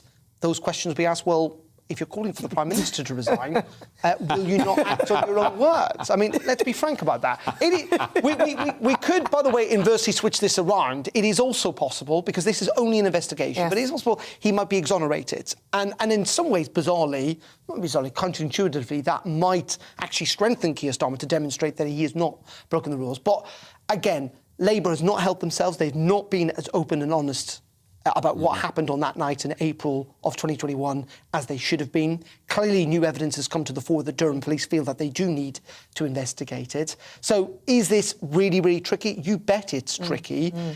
Is this going to change, though, fundamentally politics? A bit like how Partygate doesn't seem to have shifted as much as we thought it would nationally, probably. But I think the bigger question for Keir Starmer is, what can he do, genuinely, over the next 2 years to really shift the dial where Labour looked like they could end up being the governing party? And at the moment, looking at those results, it's not enough. It's frankly not enough. Well, he'll probably be hoisted by his own petard. What about very briefly, then, the Liberal Democrats and Greens? They've made some gains, Liberal Democrats and Greens. How big are they, and what is the impact? Yeah, so the Lib Dems, as I say, done really well. They've picked up seats in different parts of the country. They won Hull City Council, which is quite extraordinary, given the fact that Hull voted to leave the European Union, and yet they voted for the most pro-European party. Greens have done very well as well. They've essentially doubled the number of seats. It's a different picture in different parts of the country. As I say, Labour have done really well in Scotland, it seems. The Conservative vote really hit there. It's fair to say Boris Johnson is not terribly popular north of the border. Looks like Labour will also do quite well in Wales as well. So there is massive differences. And then, of course, we've got Northern Ireland, which is an even more complicated situation, where it looks like almost certainly Sinn Féin, for the first time ever, are going to top the polls there. Looks like they could, if the Assembly gets back up and running again, they could hold the First Minister's position. And that asks big questions of unionism, about where unionism is at, because to a large degree they have divided and splintered to allow Sinn Féin to get through. But at the same time, the Alliance Party, the cross-community party, has also performed very well. A reminder that for many people in Northern Ireland, politics is moving away from unionists and nationalists, from green and blue, to a kind of situation where people want to talk less about what happens to the future of Northern Ireland and more to what happens to the future of them when it comes to the cost of living crisis. Amazing. This is interesting stuff. Very interesting times. Darren McCaffrey, thank you very much for joining us. He's, of course, our political editor. Right. Well, as we were hearing there, a huge shift in Hull. The Liberal Democrats have taken over from the Labour Party there, a council they've run for 10 years. Joining us again from Hull, because that's where our Great British Voice came from as well, in Yorkshire, we're going to our reporter, Anna Riley. Anna, so what's the reaction been like there? Yes, Nana, it was a dramatic election count night last night, with the Lib Dems getting overall majority of Hull City Council. And it's quite a big move for them. Labour have controlled the council since 2011, so for the past 11 years has been Labour controlled. This area is also known as the Red Wall area, traditional Labour seat. We've got 3 Labour MPs here. But the political mood, at least locally, has changed. There was a turnout of 23.5% of voters, but it was the Lib Dems that made the most gains. Conservatives did lose 1 seat to Labour, but it was Lib Dems that got the overall majority. I spoke to Mike Ross, the leader of Hull Lib Dems, last night after the win, and this is what he had to say. First of all, what I really want to just say is thank you to the residents of Hull who have put their faith and trust in the Liberal Democrat Party tonight. It's a tremendous responsibility that we now have to actually work in their interests, and that's exactly what the Liberal Democrat team will be setting out to do. There's a big job ahead, but I'm confident that the team that I lead, that we can deliver for Hull. Well, I think on doorstep after doorstep, the residents of Hull have said to us that they are actually fundamentally fed up of having over 10 years now of a Labour council they see is refusing to listen to what they want to see happen. And so there's been a lot of local factors that have influenced the results here today. And you see the results. We've won wards right across the city in this election, gained seats right across the city, and that's good news of course, for us. Undoubtedly, there are national issues to play. I think this result here shows that the public of whole feel let down by a Labour council, but also let down by the Conservative government, and in sending a message to both by voting for the Liberal Democrats to get the change that they want.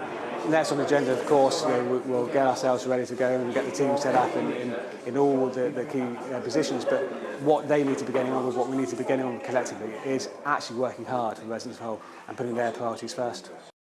Councillor Mike Ross there saying that the people of Hull feel let down both by the Labour Party and by the Conservatives, and that's why he feels that his party, the Lib Dems, have been able to take control of the party here for the first time, of the council for the first time in 11 years. Back to you, Nana. Thank you. That's Anna Riley there. She's our GBNews reporter in Yorkshire. Right, so counting is also underway in Scotland, where Labour have won their first Scottish council. So joining me from Glasgow is Davy Donaldson. He's a GBNews Scotland correspondent. Davy, what's the picture like there? Well, we've got the First Minister over my shoulder down there, posing for the promotional pictures with her party members, but I think that really isn't the case, because the big story here has been Labour's gains. They have really done well in this local council election. They've made massive gains across Scotland. You have to say that they've probably deserved it. They've worked very hard over the last 10 months or so to try and turn things round. A lot of people thought that perhaps that Scottish Labour would come fourth in these local council elections, but earlier I spoke to the Scottish Labour leader, Nana Akua. Look, it's a cheerful day for the Scottish Labour Party. We've not had one of these in almost a decade here in Scotland. We have gained seats across the country in parts that we've not won in a very long time. We've gained seats from the SNP, we've gained seats from the Tories. I think by the end of today we'll be a clear second, both in terms of vote share but also in terms of seats. But let me be really clear. As cheerful as we are today, I don't aspire for second place, I aspire for first place. And that's the job in the coming weeks, months and years, is to continue this progress we're making here in Scotland, to be firmly on the side of people here in Scotland, and to demonstrate that when Labour wins, people across Scotland win. And that's our challenge going into the next UK general election, but also the next Scottish Parliament election. It's been a real comeback, hasn't it, from Labour? Well, if you'll have to look, just over a year and 10 weeks ago, we were at 14% in the opinion polls. The Greens were claiming that we were going to be fourth place in the election campaign. So that has been a transformational change over the last year. So as good as it feels, as good as it is, I want us to go further. Yeah, there's Nana Akua, absolutely delighted, and understandably so. They certainly have been the big story of the day. Scottish Labour making big gains across, but a bad day for the Conservatives. Douglas Ross blaming the Partygate scandal for the lack of votes during these council elections. So, yeah, it's been a good day for Labour, not so good for the Conservatives. Thank you very much. That's Davy Donaldson there, a GB News reporter in Scotland. Right, well, this show's nothing without you and your views. Let's welcome our great British voices, their opportunity to be on the show. Tell us what they think about the topics that we're discussing. David Balme is there in Watford. Let's go over to Watford now and find out what David makes of the election result there. David. Hi, Nana. Hi. So talk to me, first of all, your view on the election result. It was actually I think it was a throwback to maybe 30-odd years ago, where the party in power would be hammered, generally by the Lib Dems, as a protest voice. But actually for Labour, who've got a government who is supposedly the most hated government in history, they couldn't actually raise their vote. And I would say if I was a Labour supporter, I'd be very worried about what's going to happen at the general election. Was it a Liberal Democrat win then, is that what you're saying? I think so. I mean, what's happening across the by-elections is the Lib Dems are picking up votes and seats, and people are not happy. It's not just about Partygate or Beergate. They're not happy in general, and neither parties really are putting forward proper, cohesive policies that people can get behind and go, yeah, I like that, I'll support that. We've had Brexit, that was the big one for Boris. Now we need something more that people can vote for. Well, it will be interesting, David. Thank you very much. David Balme, he's there in Watford. Right, next we're going to go over to Scotland, where voting is still underway again. Let's have a chat to Brian Dugan. He's there in Edinburgh. Brian, thank you for joining us. What do you make of the results so far? Well, it's not looking very good at all for the Conservative Party here at Nana either. Obviously, nationally that's the case, but locally here too. They've just announced the results here in Edinburgh. The Scottish Conservatives have slumped from second place to fifth. Labour have taken second place behind the Scottish Nationalist Party. So Labour are gaining ground all over Scotland. And obviously it's now no longer news when the Scottish Nationalist Party win elections. This will be their 11th consecutive win here north of the border in elections, but they're actually gaining seats. I think the last time I saw a count, the Conservative Party had lost 61 councillors overall in Scotland. That was about 10 minutes ago. There are many factors, of course, in local elections. The overriding factors here are there's a continued ever-growing disenchantment with Westminster politics. The cost of living crisis is very real. Partygate, of course, and the hypocrisy of Boris Johnson and the government is very pronounced here. One set of rules for them, another set of rules entirely for the rest of us. And also Douglas Ross, the leader of the Scottish Tories here, and is flip-flopping over supporting Boris Johnson, not supporting Boris Johnson. So those are the factors involved. Yeah, he hasn't helped either, has he? Thank you, Brian. Really good to talk to you. That's Brian Dugan in Edinburgh. Right, let's go over to North Wales and speak to our great British voice there, Gareth Wyn-Jones. He's a farmer in North Wales. So, Gareth, what's the picture like there? Exciting.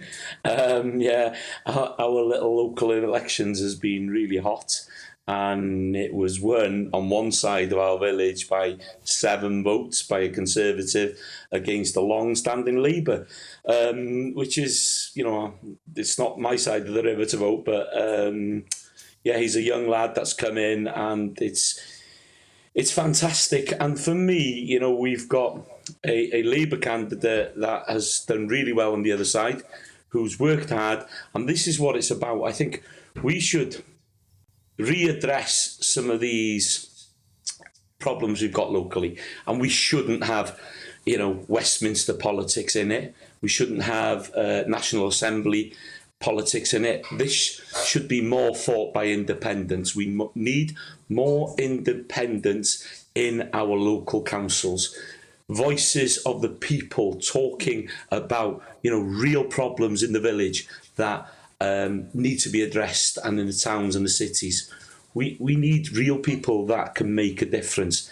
And for me, what's going down in Westminster, what's going down in Cardiff doesn't make a big difference. But if we can get people fighting for what we've got on our doorstep, real independent people with some grit, with some honesty, that can drive our village forward, to make everybody prosperous. This is what we want. Absolutely. Gareth Wyn-Jones, thank you very much for speaking to us there in Snowdonia.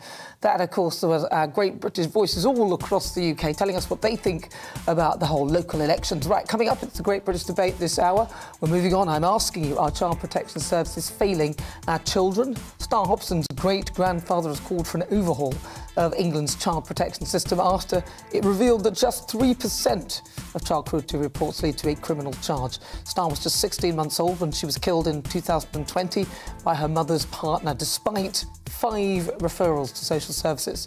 So I'm asking, are child protection services failing our children? We'll be back in a moment.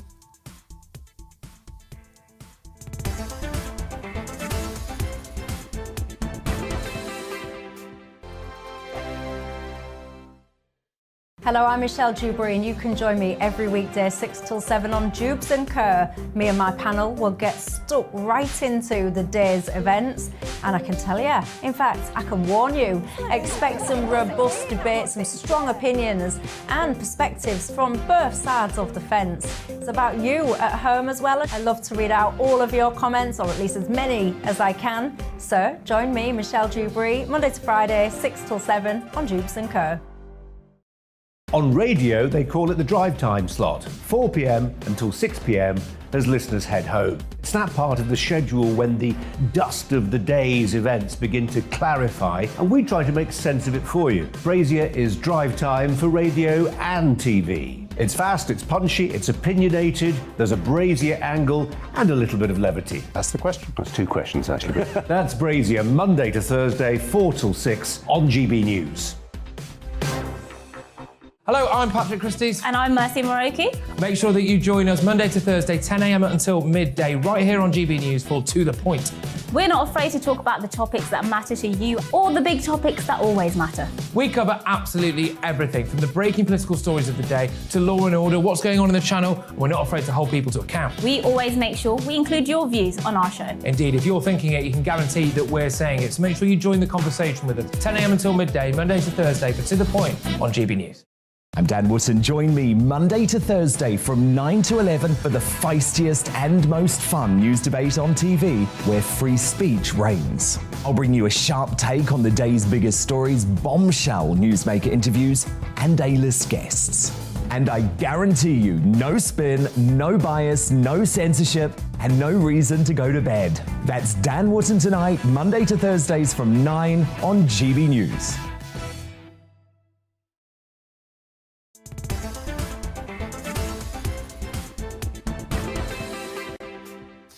So it's 27 minutes after 5 o'clock. This is GB News on TV, online and on digital radio. If you've just tuned in, welcome on board. I'm still with my panel, former Liberal Democrat MP Len Vidopik and also former Conservative advisor Claire Pearsall. So it's time now for the Great British Debate this hour, and I'm asking, are child protection services failing our children? An LBC investigation has revealed that just 3% of child cruelty reports lead to actual criminal charge. It's led to David Fawcett, the great step-grandfather, I'll get it right, of murdered toddler Star Hobson to call for an overhaul of England's child protection system. Now, Star was just 16 months old when she was killed in 2020 by her mother's partner. Now, that's despite 5 referrals to social services. I mean, what more does it take? So is the system fit for purpose, or is drastic change needed to protect our young people? I'm joined now by Chris Wilde. He's an author and campaigner for Children in Care. Now, Chris, really good to talk to you. You yourself were in care. How difficult is it as a child to feel that the care system is actually supporting you? Yeah, it's very difficult. You know, and I had this conversation earlier. When I was in care, my social worker had 3 young people.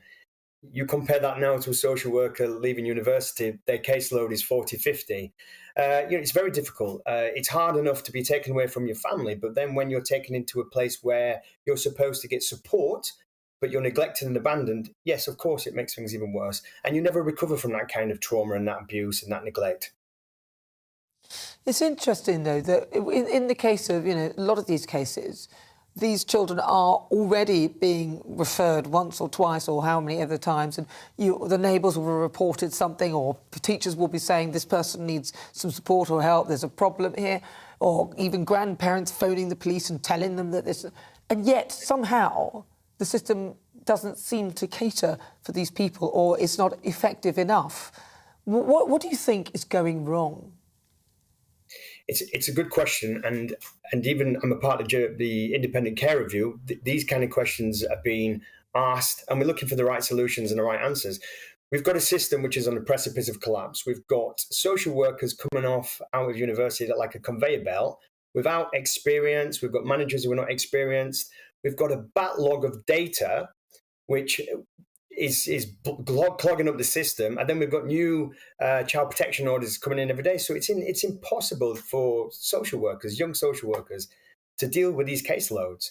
They don't have the experience to go to these properties, to work with families, to identify where urgent care is needed. And that's a huge problem. And that's something the Independent Care Review has been looking at. Josh McAllister in particular has been very, very kind of passionate about looking at social workers and trying to reduce their caseloads to stop people from dying. And that's the objective. Well, to be honest, I mean, I hear all that and they're busy, but I mean, it just seems pretty stupid. I mean, as though people... I mean, like, if I saw a lot of the cases that I've seen, to me, having heard of what's been going on and the fact that they've been... It would be very clear to me that these people should not be looking after kids and the kids need to be taken away from them. There seems to be this will to insist that because the child is with their actual parents, that that's got to be the best place for them, and therefore do everything in your power to keep that child there, even if it's impacting on that child in a negative fashion. I'm just wondering, in that process, I know you've talked about people being inexperienced and everything else like that, but I just don't get it. That's why everyone's looking around saying, how could it get this bad for this person to be killed in this way? And every time we look through, we find the same pattern of neglect and abuse for this child, and the services are always aware of it, and nothing ever gets done or changes. Nana, I'm on exact same page as you, as the rest of the country and the care review in particular. Yes, if you see a child who's been abused and neglected, you remove that child imminently. And this is where the problem would go. It's not rocket science, but there's nowhere for these people to go. There's no foster carers, there's no resources. There's a huge loophole at the moment in the care sector. We've got social workers quitting their jobs every day. They're not turning up to work. We've only got 70% of the workforce still back in after 2 years after COVID. So, a lot of families are being neglected and forgotten about. Yes, too many excuses. And this is why we've got an independent care review, which will be published in the next few weeks. And hopefully we have the right solutions and the right recommendations to stop this from happening. Well, it'll be interesting to see. Thank you very much, Chris Wilde. He's the author and campaigner for Children in Care. Now, I'm also joined by Jonathan Dickens. He's a professor of social work at the University of East Anglia. Now, Jonathan, is social care in crisis? Because it's not looking good. They seem to be missing the most obvious signs of neglect and abuse, which is ending in disaster for those at the receiving end of it. Yeah, I think the important thing that I want to say is that we shouldn't be misled with the benefit of hindsight to what happens in the vast majority of cases. The case of Star, the case of Arthur, they're ghastly, they're just horrible to hear about. But most of the families that social workers are working with, and I should say not just social workers, health visitors, midwives, specialist doctors, and so on, they're not like that. It's poor parenting, often by poor parents. Parents with histories themselves of abuse and ill treatment, with mental health difficulties. Domestic violence is often a problem that is in many of the families. And we can help the families to make the changes that are needed and keep the children. And most of the time, that does work. We have a multi-agency system of child protection plans, child protection conferences. And we have at any one time, there's about 55,000 children on a child protection plan. We reckon probably the best estimate, maybe 26 cases a year of children being killed. That's 26 terrible cases, but compared to international comparisons, actually, we're quite good at protecting our children in England. There will always be some that get through the net, I'm afraid.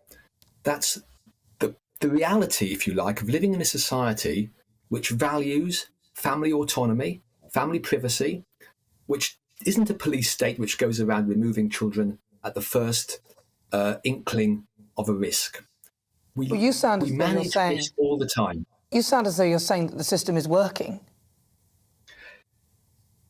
Well, it doesn't work in every case, but we have to take a bigger view, I think, of what you mean by the system.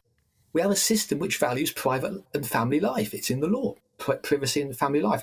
The courts can only make a care order if there's significant harm. That's the wording in the law, significant harm. By implication, some sort of harm is allowed. Children live in very unequal circumstances. Not all children live the perfect middle-class ideal of a life. That's the reality of our society, which values diversity and a variety of family forms. Thank you, Jonathan. Good to talk to you. That's Jonathan Dickens. He's a professor of social work at the University of East Anglia. Right, you're with me. I'm Nana Akua. This is GB News on TV, online and on digital radio. Still to come, we'll continue with our Great British Debate. And I'm asking, are child protection services failing our children? You'll hear the thoughts of my panel. I'm still with former Liberal Democrat MP Lemid Opik and also former Conservative advisor Claire Pearsall. But first, let's get your latest news headlines.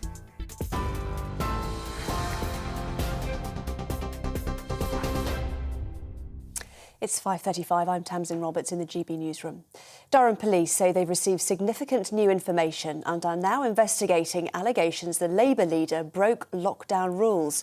Sir Keir Starmer is alleged to have drunk beer with colleagues, including Deputy Leader Angela Rayner, during campaigning for the Hartlepool by-election in April 2021.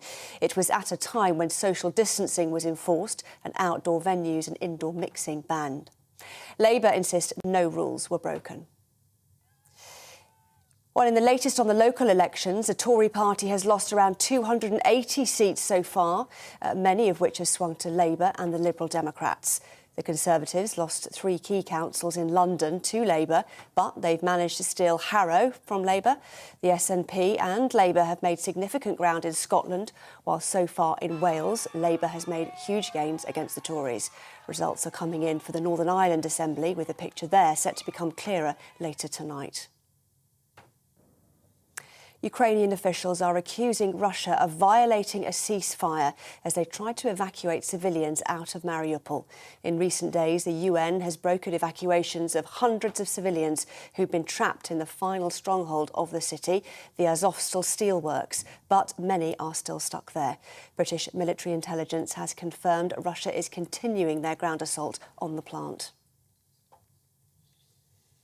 16,000 jobs are at risk after corner shop chain McColl's confirmed it's collapsed into administration.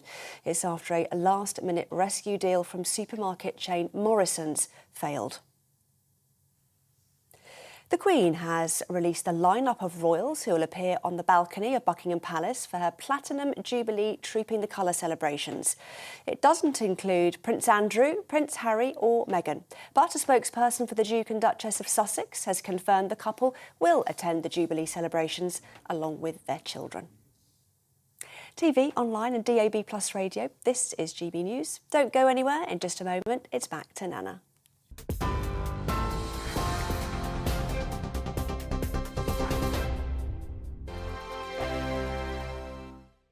Hello, I'm Michelle Dewberry and you can join me every weekday 6 till 7 on Jubes and Kerr. Me and my panel will get stuck right into the day's events, and I can tell you, in fact, I can warn you, expect some robust debates, some strong opinions and perspectives from both sides of the fence. It's about you at home as well. I love to read out all of your comments, or at least as many as I can. So join me, Michelle Dewberry, Monday to Friday, 6 till 7 on Jubes and Kerr. On radio, they call it the drive time slot, 4 p.m. until 6 p.m. as listeners head home. It's that part of the schedule when the dust of the day's events begin to clarify, and we try to make sense of it for you. Brazier is drive time for radio and TV. It's fast, it's punchy, it's opinionated, there's a Brazier angle and a little bit of levity. That's the question. That's 2 questions, actually. That's Brazier, Monday to Thursday, 4 till 6 on GB News.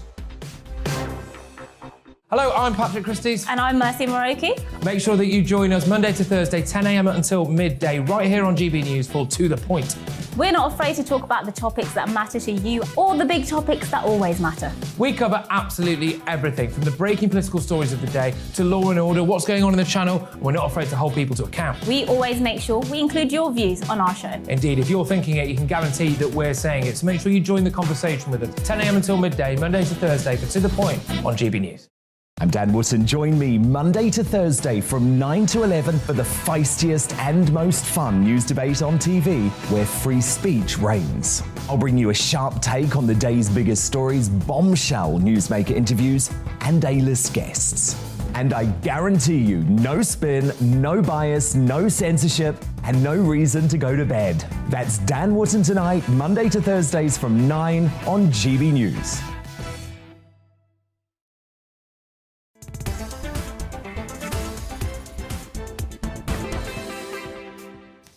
It's 20 minutes to 6 o'clock. This is GB News on TV, online and on digital radio. I'm Nana Akua. Now, it's the Great British Debate this hour, and I'm asking, are child protection services failing our children? Following an investigation by LBC that found just 3% of child cruelty reports led to criminal damage, David Fawcett, the great step-grandfather of murdered toddler Star Hobson, has called for an overhaul of England's child protection system. Now, Star was just 16 months old when she was killed in 2020 by her mother's partner. This happened after 5 referrals to social services. So the question is whether the system is actually fit for purpose or is drastic change needed to protect our young people. Let's see what my panel make of that. I'm joined by former Conservative advisor Claire Pearsall and also Liberal Democrat MP, former Liberal Democrat MP Lembit Upik. Right. So what do you think? Child Protection Services. I'm actually going to start with Claire.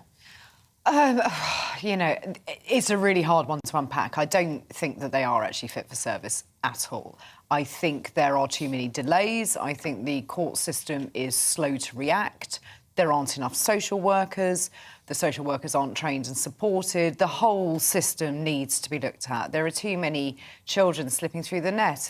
You know, as one of your guests said, that people will slip through the net. Well, no, actually, that shouldn't happen. If people are making referrals to social services, then that needs to be taken into account. And I've seen cases where children are put forward onto child protection registers, but it's held up in the court system because the parents will keep submitting advice that, you know, they're actually fine, when quite clearly they're not suitable parents for that child. Well, and that child has been left in a situation which is dangerous. Well, Jonathan seems to think there'll be a few that slip through the net, and hindsight is a great thing, which is what he said. It's appalling. But to me, it's actually foresight. We've seen that this person, I mean, in particular, in a lot of those cases, they're already children that are being watched, and they already know that the child is suffering some sort of trauma because of the situation the child is in. I don't think that we can, if he said there's only 26 each year or something. 26 too many. Or whatever, it's too many, Lembit. Yeah, Jonathan Dickens, I think, was being honest, and he was talking about something called actuarial risk. I probably wouldn't have put it the way he put it, but there's a balance here, and it is about something called actuarial risk. If you take children away from good parents, and that can happen, or where parents are using the children as collateral, then that can actually do a huge amount of damage. What do you mean by that, using children as collateral? I'll give you an example. Yesterday, there was a very interesting piece in LBC, which I listened to, which was about domestic abuse. And you can see sometimes the abuser blames the abused. And sometimes children can end up in a situation where the abuser, the bad parent, blames the good parent, and then the good parent loses control. Well, that happens all the time. I mean, that's the point. But the point is, the child is still in the care of those people. Yes. Whether one is good or one is bad. Yeah, but to press this point, I think what Jonathan Dickens, I don't want to put words in his mouth, but what he was talking about is 26 isn't bad whenever you've got tens of thousands of referrals. I know, we can say we don't want any deaths. We don't want any deaths on the road. We don't want anyone... No. 26 is too many, especially when it's clear that there is an issue. I mean, I look at that, you know, for all those poor kids, even me, just looking at it, if it was me, I would almost personally take those children from the care of those people. But also, as you were saying, that, you know, they could be caught up in domestic violence cases where, you know, one parent is using it. Well, surely, if that is referred to social services, then the person suffering from domestic abuse will also then get the help that they need. Because the abused often defends the abuser. Now, I'm not... I hear what you're saying. I get that. But if a social worker goes in and you can see the signs of domestic abuse from the outside, sometimes you can, sometimes it's very difficult. But in the majority of cases, you will understand that somebody is under coercive control, for example, or financial control. And that's where they can step in, because if that person who is being abused doesn't have the voice to speak out, then that social worker actually can go and make that situation so much better for the person who's being abused and for the child that is being used in that situation. But Claire, so it does work. Well, what would you say in the case? Because you know what people are like.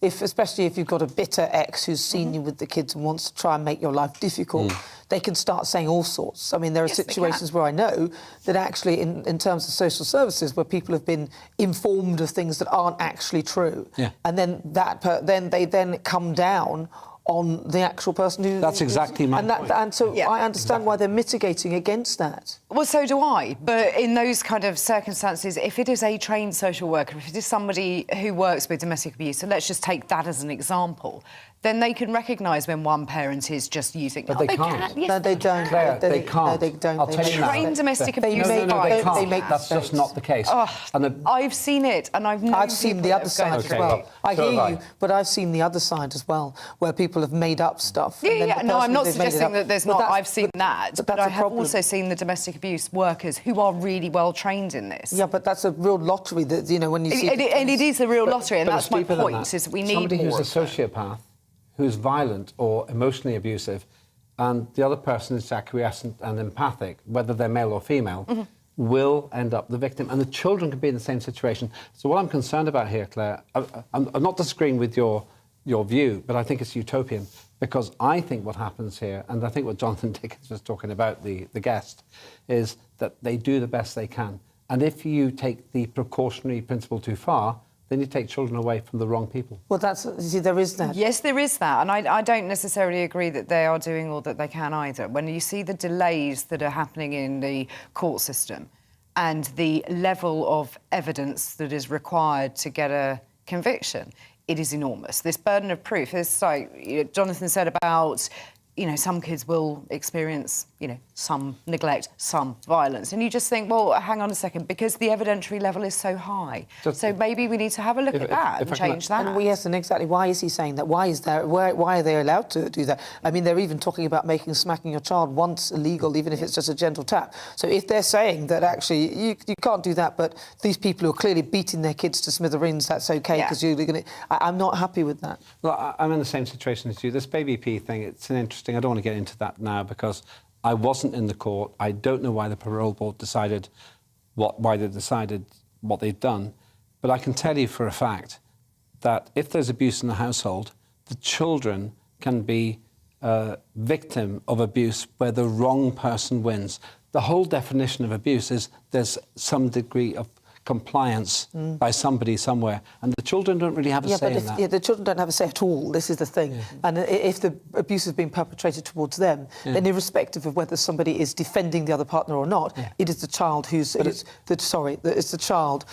health is paramount, not the parents, unfortunately, at this point. So if two people are there's coercive control or there's codependence in some way, which means that the relationship is not really suitable or conducive to having children and being in care with children, then those people shouldn't have the children. And I know there are opportunities for mistake and error, but 26 kids, I'm sorry, 23, 26 is still too many. I would suspect, when I was an MP, this is an awkward thing to share, and I will never share the names. When I was an MP, there were some children who were taken away from perfectly good, generally fathers, because the mother said that the father was abusive, and ultimately, in a couple of cases, the mother ended up with a non-custodial sentence for abuse. And it tended to be the mother that was making the accusations. We haven't got time to go into it now. The big picture here is we have to be very careful before we take children away, because I don't think... You're right. If we paid £200,000 a year to social workers, then we would get people who might get absolutely the right call. We don't, because these social workers are totally overburdened. You heard it. Yeah. Instead of 3 or 4 cases, they're doing 30 or 40. Maybe we should approach it slightly differently. Now, I'm not one for saying cameras in people's homes and things, but I think that perhaps these people can be put... if people are behaving like that, then they need to be watched to see what they're doing. I mean, because I'm not somebody who says, surveillance, but actually... Maybe there's a level, if someone is at that level, then there needs to be a level of surveillance. That's the only way that I can see that you might either get that person to change their behaviour or catch them at it. There's got to be some other way. There's got to be some extra thing that we're missing here. I think there does, and I'm not sure we need to quite go down the surveillance route, but I do think you're right, that there has to be something else that we are missing, because quite clearly the system isn't working, so we do need to look at it. Perhaps we need to take it out of the family court system, which is overburdened, and let's, use the judicial system in a different way. I mean, I don't know the answers, I don't profess to know the answers, but I do think you're right, that there are some people who are just not going to be suitable to look after a child. But we seem to think there's a fundamental right to have a child, however bad a parent you're going to be. And then, as long as we allow that, this is going to happen. Well, you can't... How can you allow? I mean, I hear what you're saying, but it's a whole different argument, though. If you allow... We're going to allow you to have kids, that's not... No, I'm not saying that you should stop people having children. But as long as we allow, how would you even police that? Basically, I think there's something in what Claire says. I probably wouldn't go into surveillance, because that goes into a whole new world. But there must be, and I haven't got the answer. I'm going to say something, very rarely do I come on television when I express a problem without an answer, but this is one of those cases. Well, don't blow your own trumpet, will you, mind? I usually don't. I'm almost always right. Oh, yes. But on this serious point, I'm not right. I don't have a right answer. There has to be a way to deal with a heartbreaking situation where children who are totally powerless, usually in an abusive environment where maybe one of the parents is also being abused, they suffer. I don't have an answer. And you know what? Maybe somebody can write in and say what I hope they can come up with some things, because it's just not good enough what's happening now. And in the social services, I absolutely think it needs an overhaul. It's not. It's simply not fit for purpose. Simply not fit for purpose. Well, today I'll be asking our child protection services failing our children. Lots of you have actually been getting in touch with your thoughts. Patricia says social work is about being on the ground and knowing about children. Being a graduate is fine for a social worker, but nothing compared to the experience. Workers need to be people who love children and who know about children, not just graduates straight out of college. Well, here, I can say that for a lot of things, almost everything. Mary says, all we hear is excuses. It's not good enough. I'm sick to the death of listening to the excuses. The system is letting children down.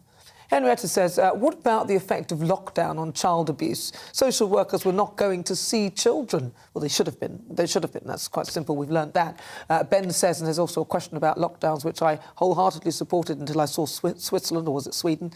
We just need to be careful. This is what Ben is saying. We just need to be to go careful that we don't hand total control of our children to the state. Yeah, there is that. We need to make sure we've got our checks and balances.